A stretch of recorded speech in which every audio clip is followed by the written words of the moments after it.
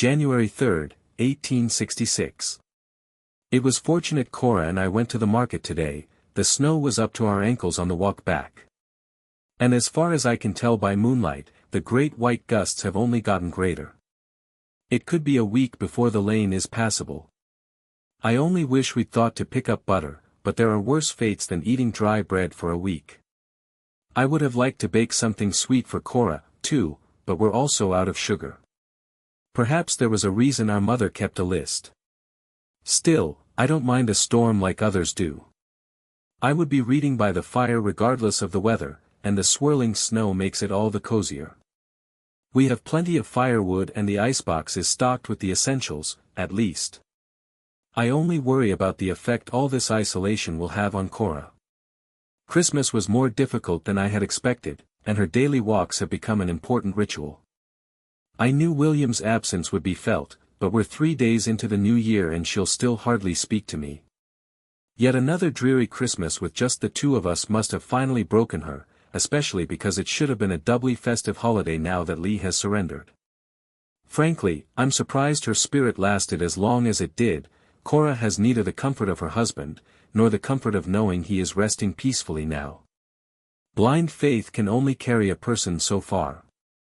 This last week I've watched her suffer through a routine of long solitary walks in the mornings, and constant mournful music every other hour of the day and night. And I thought nothing could be worse than watching her wait for him on the porch all summer. I would be more worried if she had stopped with the piano altogether, but all this Chopin isn't good for anyone's mood. She's still at it now, though it's 10:30 and she always wakes before sunrise. Perhaps I should go remind her of the time. I scarcely believe I'm writing this, I may still be dreaming, given the hour. William has returned. He's just downstairs with Cora, half frozen and exhausted, but alive. Alive. What a joy it is to write that. An hour ago, I woke to a knocking I thought was the wind. But Cora, who had spent every night of the last 4 years listening for such a knock, flew down the stairs to the door.